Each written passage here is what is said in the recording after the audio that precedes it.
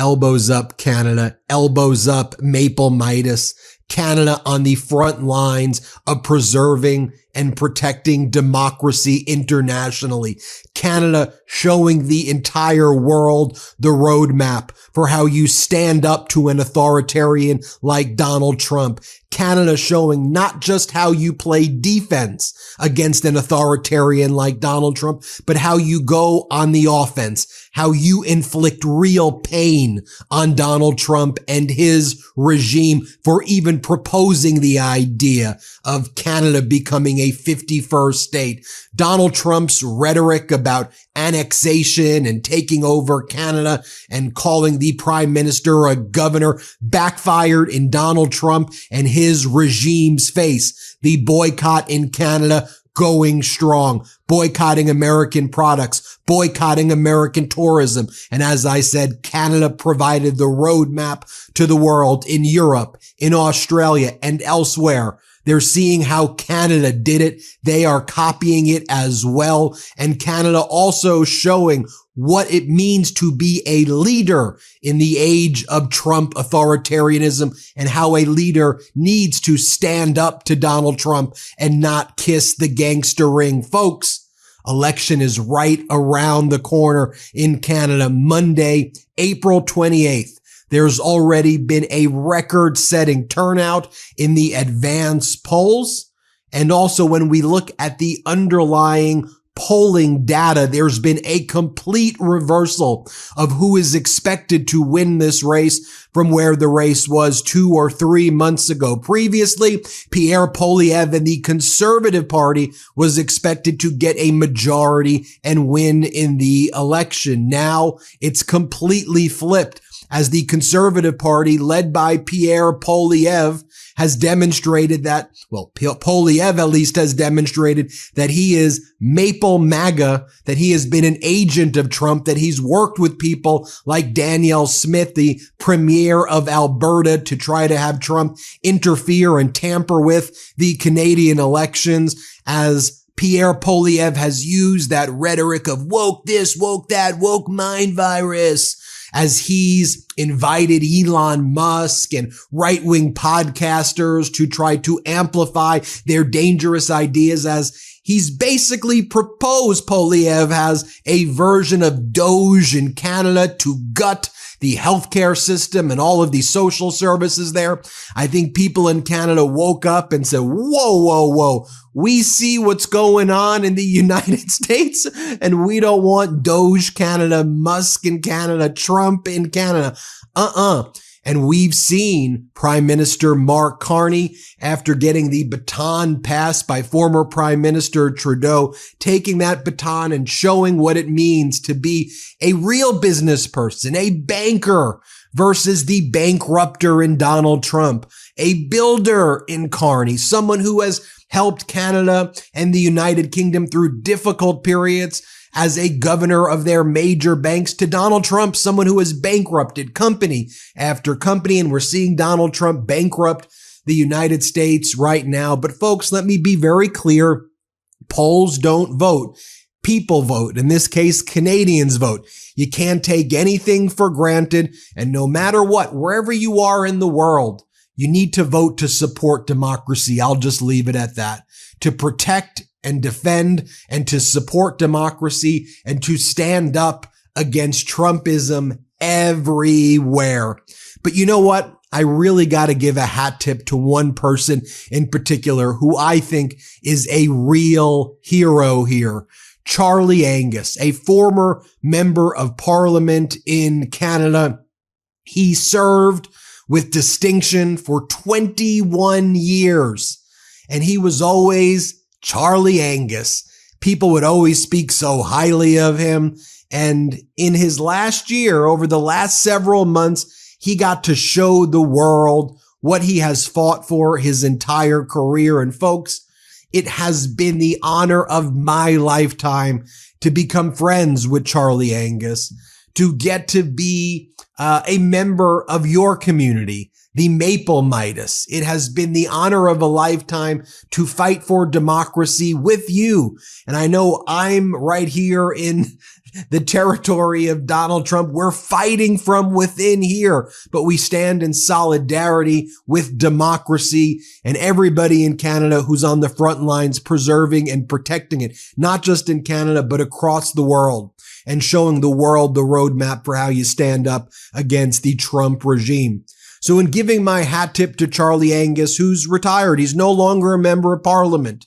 On his own terms, he's left, but he's got an incredible career ahead of him. And trust me, I'm working behind the scenes to have him lead the Maple Midas network that I want to further build out in Canada. So y'all can tell him and pitch him, Charlie, you got to do that. But in honor of Charlie and all of the work that he's done, let's go back a little bit on memory lane. And I want to show you some of the highlights that I've had with Charlie Angus here. So I first saw Charlie Angus give that incredible speech in the House of Commons when nobody was speaking up against Donald Trump, when everyone was scared and nervous, and rightfully so. I get it. Angus stood up and he gave the first emphatic international public speech calling out Donald Trump. I watched that here and I was like, who is this guy? That was incredible. I reached out to him. He responded. And here is one of the first interviews I did with Charlie Angus, where he talks about, you'll see the evolution here. You're going to love this. So here Charlie Angus starts talking about, look, he goes, in Canada, we have a tradition of not wanting to be openly confrontive. That's just not who we are. But Donald Trump is a different kind of animal. So this was from several months ago. And you'll see over the weeks and months till the present how things evolved in Canada. And I'll show it to you through the lens of Charlie Angus. Here, watch this clip right here. We're not going to be slapped around like this. I think there's a tradition in Canada of not wanting to be openly confrontive, which is fair. I think that's who we are.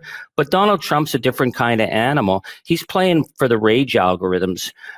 And I don't think we should allow him that free reign. So for me, it was really simple. Standing up and saying, no, we're going to have tough negotiations, fair play. But this kind of dismissive, idiotic behavior, I mean, he's a juvenile, and I invite Donald Trump, come up anytime in the winter, Donald, try and drive our roads, try and win an argument with any woman in Canada, try and take us on anything where we are very comfortable at. We're pretty tough and resilient people. All right, so a few weeks after that, I had Charlie Angus back on the program, and he said, you know what, something's happening, Ben. Something's happening. The message I'm hearing across Canada is they're not afraid of Trump. Something was happening. Something that looked different, Charlie was telling me. Watch this clip. Mr. Angus, what's the latest? What do you want to say to Donald Trump? Well, listen, Mr. Trump, right now you're trying to shut down the American economy for Christmas. I mean, who does that? And what? Because Elon told you to do that? Like, you are plunging your nation and your people into a world of hurt. And so what are you doing? You decided you're going to pick on your quiet next door neighbor. That's like going to the librarian down the street and shouting at them to divert attention because the cops are after you. No, we're not going to put up with it, Donald. Here's the thing. We've got the world's longest undefended border. We got $100 billion worth of trade. We've got just-in-time delivery going back and forth all across the border. And you want to put not just Canada, but your own citizens in a world of hurt? What? To look like you're tougher than us?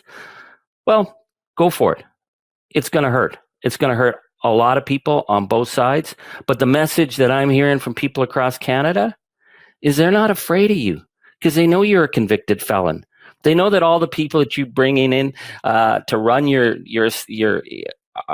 organization right now, and I call it an organization rather than a government, are all grifters and thieves and thugs. We got to look after our own interests right now. We will work with your country. We will work with our great neighbors. But Donald, don't push us around. Then Charlie Angus talked about, in this next interview I did a few weeks later, he talked about how when he would watch the U.S. media and CNN talk about, oh, Donald Trump's just teasing this, teasing that. Watch what he says here. Play this clip. Watching some of the response in the U.S. media, CNN stated, oh, he's just teasing. teasing about taking over other countries. But then they said that, hey, it'd be a great deal for America because it'd be bigger than the Louisiana Purchase. There's no such thing as teasing when you're threatening the sovereignty of independent nations. And I think for a lot of us, we just thought Donald sort of acted like the buffoon, but he wasn't that stupid. But here's a man who, when Putin launched his murderous war in Ukraine, praised Putin, said he was savvy, said he was a genius, and he has one of his Putin trolls taking up one of the key places in his new administration. So his disregard for Ukrainian sovereignty sent, I think, a very, very chilling message. His attacks on Panama, his attacks on Greenland, his attacks on Canada are sending a message that he doesn't respect the international order in terms of the rights of nations. And we have to start taking that, I think, a lot more seriously. And then, folks, the gloves started coming off even more. Started going over the boards. Elbows up started coming into the, well, it's always been in the parlance there, but in the context of elbows up against Donald Trump. Here's what Charlie Angus then told me a few weeks after that. Play this clip. Well, Donald Trump, you're a disgrace as a human being. I'm sorry, you may have gotten the presidency, but you're a disgrace. You're a convicted felon. You're a pervert. You treat your allies with absolute disdain while you kiss up to Putin. Here's the thing. We are your best neighbor. We are your best ally. We are your number one trading partner, but we won't break, Donald, because you think your grifter politics can push us around. And we will continue to defend the international world order. We will continue to work with NATO. We will continue to work with Ukraine. So, Donald, I know this is a big diversion exercise for you to change the channels in the United States, but you're going to have to explain to the American people very quickly why you brought in so many grifters and crooks with you. The American people aren't going to put up with it, and the Canadian people, we will never put up with it. Anytime, Donald, anywhere, we will take you on. Did you know that the liver is the second largest organ in your body? It's responsible for over 500 functions in your body, but for some reason, liver health doesn't always get the attention that it deserves. Dose for Your Liver was formulated to cleanse your liver of unwanted elements, aid digestion, and maintain your body's filter. Why does this matter? Well, your liver is the second largest organ in your body and is responsible for over 500 functions in your body. It acts as your body's filter, flushing out unwanted elements and breaking down what you consume into essential nutrients. The liver produces and regulates cholesterol, stores vitamins and minerals, and impacts digestive and metabolic health, amongst many other things.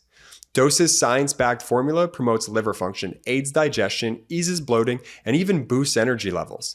Clinical results. In a double-blind, placebo-controlled clinical trial, Dose for Your Liver lowered liver enzyme levels by 50% in over 86% of participants.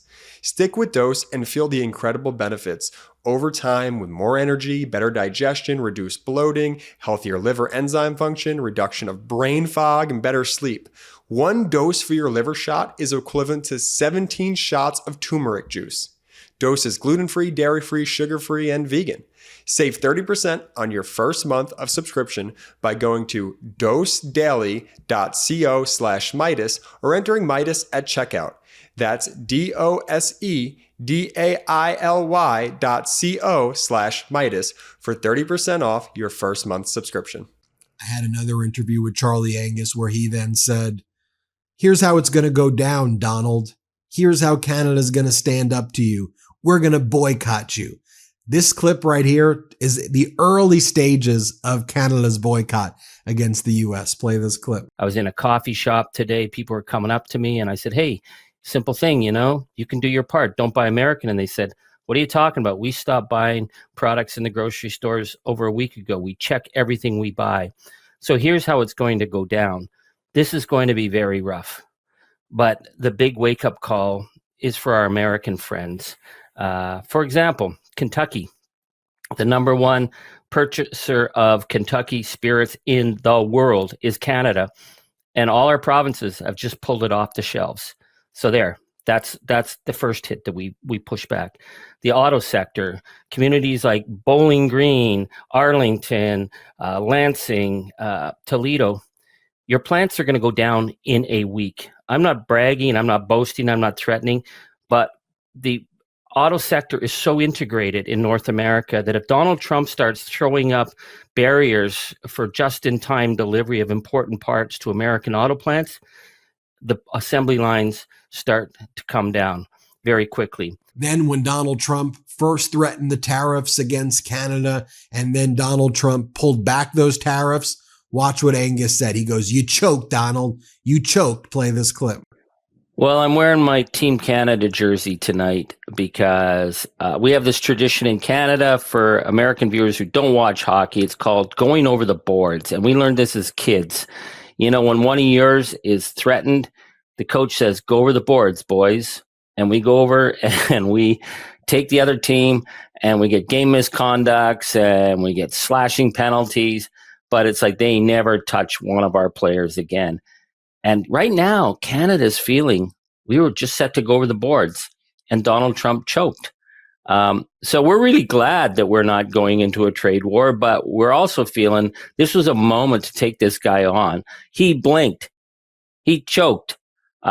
He was 2 days ago, he was telling us that if we didn't give up our nationhood, the tariffs were going to stay on. And then we hit them with $125 billion worth of tariffs. And we started taking off the Kentucky booze off our shelves.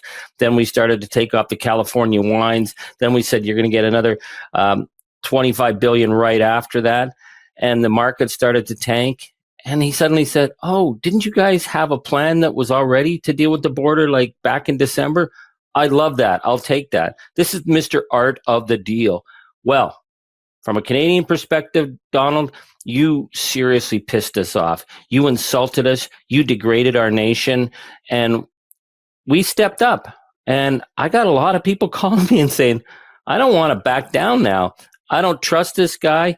I've lost trust in our American allies. So, yeah, we will take whatever, your 30-day grace period while you go back and deal with your other fights. But right now, Canada's still sorely pissed, and I think we're going to have to deal with this in the long term." Then over time, Charlie Angus started talking about how the boycott was impacting Americans and that he and Canadians knew that they were now outmaneuvering Donald Trump, that Canadians were taking the initiative. Here, play this clip. Well, we talked on a previous show about what will happen in Ottawa, and within 4 days, Toledo and Lansing Bowling Green will start going down. And the day after the tariffs were announced, he immediately backed down on auto. Why wasn't he taking advice from the big automakers in the first place of the chaos that he would cause? Now in agriculture, it's going to be another big area with $73 billion shared trade. This is a totally integrated market. And Donald promised lower grocery prices in his first 100 days. Americans, like Canadians, have already seen the shocks of inflation, the shocks of post-COVID. Once he starts messing with that market and he's saying some things in CUSMA are protected and other things aren't, nobody knows. It's creating uncertainty, and it's making it very difficult for suppliers on both sides of the border. So I think what American farmers are waking up to is the fact that Canadians are no longer buying their products. We're just not going to participate in this abusive relationship. You threaten us, we don't buy your products. How about that? Here, Charlie Angus talks to me about what deeper issue is going on, that Canadians are like, whoa, whoa, whoa. We see America falling into totalitarianism. Play this clip. But I think there's something deeper, Ben, that Canadians are really focusing on right now, which is watching our nearest neighbor slip into totalitarianism. When we see people being pulled off the streets, when we see people at universities being grabbed, detained, rendered, and kidnapped, and when we see Kristi Noem, the Homeland Security boss, doing this really disgusting video in front of half-naked men in an overcrowded El Salvadorian prison cell, we're looking at a nation that we don't understand anymore, and we don't want to be like that nation. And we're thinking, if we go down the road with this regime, we're talking about the disappearance of the rule of law. And that's deeply offensive to us. It's deeply offensive to our friends in Europe. It's deeply offensive to our friends in Australia and Japan and elsewhere. So we're now, as the Prime Minister said, we're having to look elsewhere for the kind of alliances and agreements and understandings that we used to have with our nearest neighbor. If our nearest neighbor doesn't respect the rule of law for its citizens, how's it going to respect the rule of international law? And it certainly doesn't respect us as Canada. So we have no choice. We have to make decisions, and we're going to make decisions that benefit our region and our people first. And then most recently, when I had Charlie Angus on, he said, thank you, Donald. It's the only time I'm going to say this. He goes, you united Canada better than anybody could. You taught us why we need to be together to stand up against bullies like you. Watch this. Well, Donald Trump, I'm going to say this once and I might never say it again. I want to thank you. I want to thank you for bringing Canada together. It took such a malignant, narcissistic slug like you to make us put aside all of our differences, all our regional fights, all of our concerns with each other, and realize that we actually had to stand up for something better, which is standing up for the rule of law, standing up for democracy, standing up for decency. And we know that we're on your border and it freaks you out because you and your incel gang are so freaked out about diversity, equity, inclusion, your DEI nightmare. Well, we are your DEI nightmare, Donald, because Canada is always going to be a country of diversity. We will always be a country of equity. We will always be a country of inclusion, and we will defend the rule of law. And if you want to continue fighting with us, you are going to lose at the end of the day. I'm not saying it's not going to hurt us, but we are true. We are North. We are strong. We are free, and we are ready for this fight, Donald. So make up your mind. Quit your fighting on social media with us. Tell us what you're going to do, because we're moving on and we're going to stand and hold the line. Pitch perfect. There's so many other clips I could show you. If you want to go on YouTube, just search Angus Meidas, Charlie Angus Meidas, and go and watch all the other interviews I've done with him. It'll be a fun hour and a half, 2 hours of your time. I really mean it. If you go just search MeidasTouch Charlie Angus, watch the series of interviews I've done with him. But I thought that now that Charlie's retired, no longer a member of parliament, as we head into Monday's election, I don't know what the results are going to be. Make sure you vote if you haven't yet. But I'm just so proud and honored to have been in this with all of you. I really mean it from the bottom of my heart.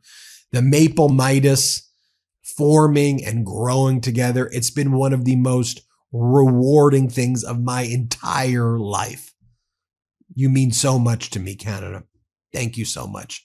Hit subscribe. Let's get to 5 million subscribers. The truth is more important than ever. Check out our new Truth Over Lies collection at store.meidastouch.com. All 100% USA union made.